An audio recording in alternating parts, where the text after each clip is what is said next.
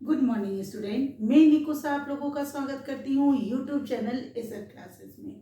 आज मैं झारखंड के जनजातीय विद्रोह का नेक्स्ट विद्रोह लेके आई हूँ। यह विद्रोह है भूमिज विद्रोह। भूमिज विद्रोह जो हुआ था वो 1832 से 33 ईस्वी में हुआ था और इसे एक अन्य नाम से जाना जाता है जिसका नाम है गंगा नारायण हंगामा।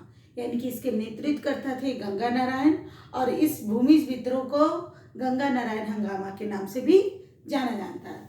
अब इस विद्रोह के बारे में जानने से पहले छोटी सी एक से कहानी सुनना है।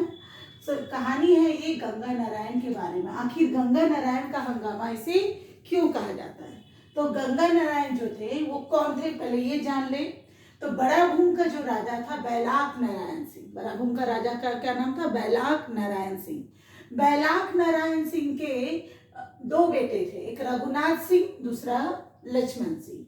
रघुनाथ सिंह जो था वो बड़ा बेटा था और लक्ष्मण सिंह था छोटा बेटा। लेकिन रघुनाथ सिंह छोटी रानी का बेटा था और लक्ष्मण सिंह बड़ी रानी का बेटा था, यानी कि इनके दो शादी थे।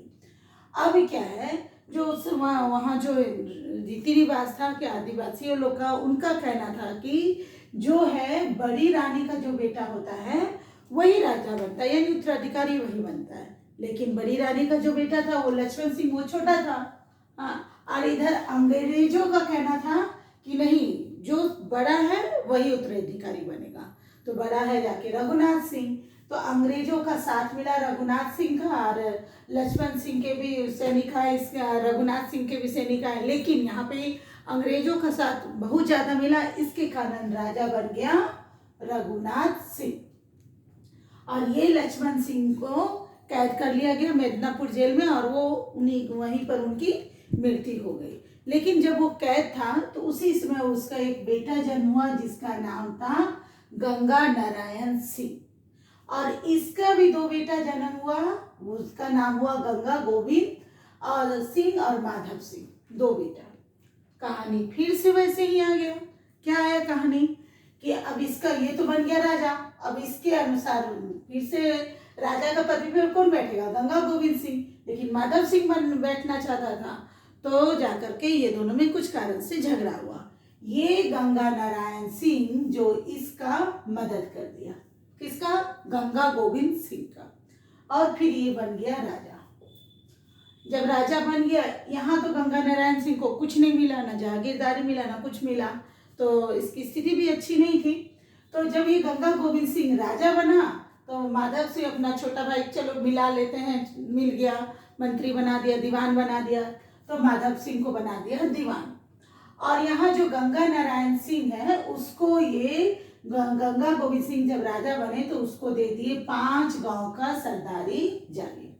खोर्स पोर्स का वहाँ नियम चलता था कि लो भाई ये जमीन, ये 5 गांव तुम्हारे अंदर है, तुम इससे अपना जीविका चलाओ और अपना जीवन यापन करो। तो ठीक है बाबा, ये इतना में ही खुश था, उतना ऐसा नहीं था कि नहीं, इतना में ये गंगा नारायण सिंह बहुत खुश था। लेकिन क्या हुआ, ये जो माधव सिंह है, इनको अंदर में बहुत गुस्सा था कि हम इसी के कारण, किसके कारण? गंगा नारायण सिंह के कारण जो है हम राजा नहीं बना सके। अब गंगा नारायण भी अंदर अंदर बदला लेना चाहता था क्योंकि मेरा बाप तो बना नहीं राजा।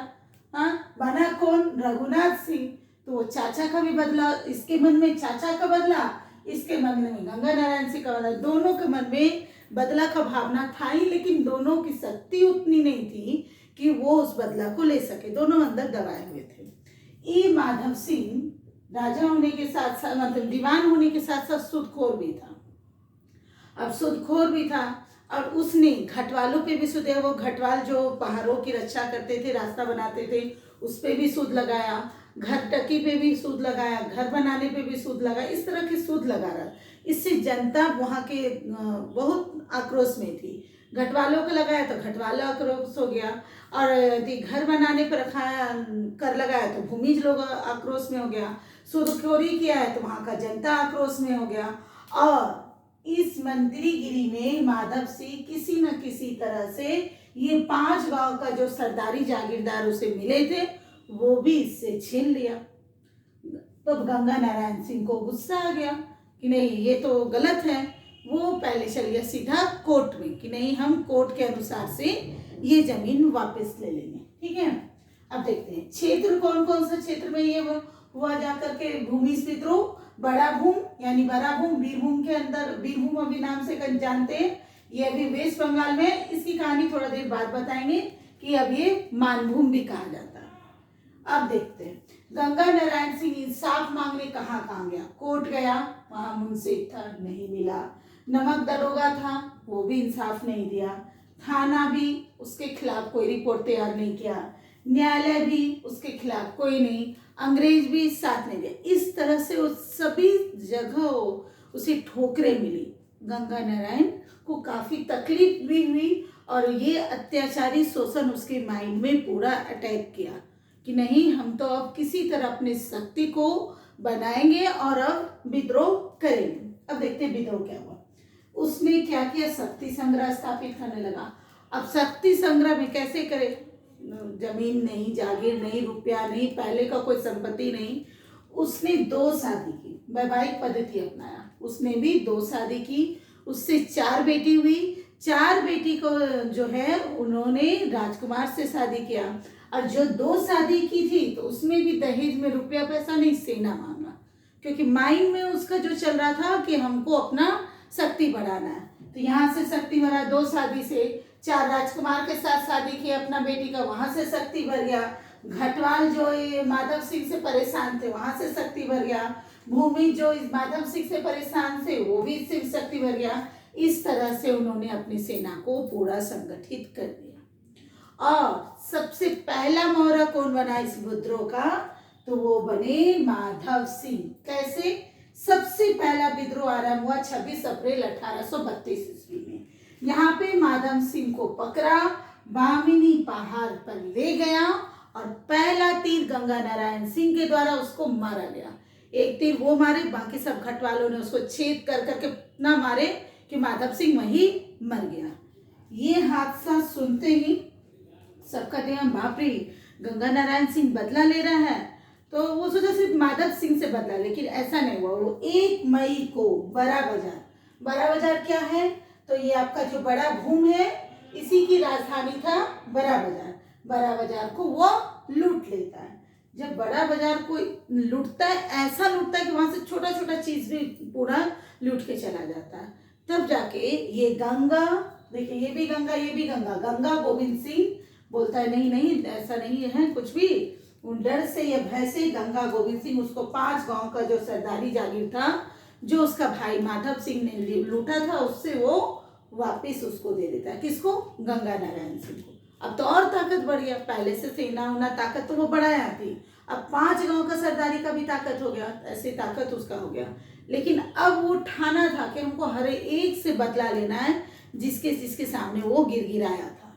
तो क्या है, 2 मई को मुंशी नमक दरोगा थाना पर हमला किया, लूटा कपेटा, झगड़ा किया, विद्रोह किया, इस तरह से जो भी किया। फिर 2 मई तब जाकर के अंग्रेज लोग डरने लगे, बाप रे ये तो लग रहा है चुन चुन के बदला ले रहा है।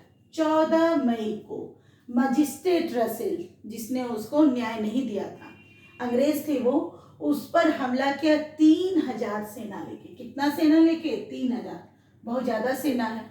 तो इसकी शक्ति भी आकर गया, और वहाँ इसकी शक्ति तो बहुत ज्यादा है। तब अंग्रेज जो है मतलब सोचने लगे नहीं अब इस विद्रोह का सामना करने, लेकिन ये नहीं रुका हुआ है, ये चलते हैं। 4, 5, 6, 4, 5, 6 जून को जो है लगातार बामिनी में अंग्रेजों पर वो हमला करता गया। जब 3 बार लगातार तीनों दिन जब हमला हुआ तो अंग्रेज का दिमाग ठनका कि नहीं अब तो हम लोगों को कोई उपाय करना है। तो थोड़ा दिन के लिए ये थमा था, सोचा कि बरसात का टाइम है, खत्म हो जाएगा तो हम फिर से ताकत से लड़ेंगे। तब तक अंग्रेज भी बोला कि नहीं, हम लोग को अब रुकना नहीं है, अब जवाब देना। तब एक जगह का नाम है चाकुल तोर, ये बड़ा भूम में है। यहाँ पर 3 अंग्रेज अधिकारी ने तीनों जगह से मिल करके इस पर हमला किया। कौन कौन, केंट, ट्रिमर, ब्रेडन, समझे, ये तीनों मिल करके एक साथ उस पर धावा बोल दिया। तीनों तरफ से, यदि एक तरफ से करता तो होता नहीं, तीन तरफ से किया गया। इस ढंग से जब तीनों तरफ से हुआ तो ये यहाँ से गंगा नारायण सिंह भाग गया और सिंहभूम मैं जाके शरण लिया। सिंहभूम को मैं गया तो वहाँ पे भी हो विद्रोह हुआ था इसके पहले, कोल विद्रोह हो जनजाति के द्वारा। तो वो था जाकर के 1830-31, सॉरी यह 31-32 है, कंफ्यूज हो रही हूँ मैं। तो इस ढंग से वहां पर भी जो विद्रोह अभी समाप्ति हो रहा था, तो हो जनजाति बोला, जो मिंद्रय मान की वहां का था, उसने बोला कि यदि आप चेतन सिंह को हरा देंगे, मार देंगे, तो हम आप लोग के साथ, आपके साथ मिलके विद्रोह करेंगे। बोला ठीक है। तो जाकर के गंगा नारायण सिंह चेतन सिंह पर गरसावा के ठाकुर थे जो वहां पे हमला किया। इसलिए कहीं कहीं पे ये भी आता है कि सिंहभूम में भी भूमिज विद्रोह हुआ, क्योंकि गंगा नारायण सिंह ने यहाँ भी विद्रोह किया। तो इस ढंग से जाकर के विद्रोह किया, लेकिन यहाँ पे गंगा नारायण सिंह मारा गया, एक सैनिक ने उसे मार दिया। और इसी गंगा नारायण की हार हो गई यहीं पे, कब? 7 फरवरी 1833 में। और उसके सिर को काट करके विल्किंसन के सामने रखा गया, क्योंकि विल्किंसन ने यह ऐलान किया था, जो भी गंगा नारायण को जिंदा या मुर्दा उसको लाएगा तो उसको इनाम देंगे। तब जाकर के वो सामने ला दिया और 5000 रुपया उसको इनाम मिल गया। ठीक है, परिणाम क्या हो गया? सभी युद्ध के परिणाम होता है। तो ये थे विल्किंसन, थे रांची के आपके कमिश्नर। ठीक है, और यदि ये बोला जाए विद्रोह को कौन अंत किया, तो केन ट्रिमर ब्रेडन ने। ठीक है, और ये विल्किंसन ने इनाम दिया था। परिणाम यह हुआ 1833 ईस्वी में रेगुलेशन लिखने में भूल गई हूँ, रेगुलेशन 13 के तहत, ठीक है, 13 के अंतर्गत ये मानभूम जिला बनाया गया। अब ये मानभूम जिला मैं बोल रही थी, बाद में बताऊंगी।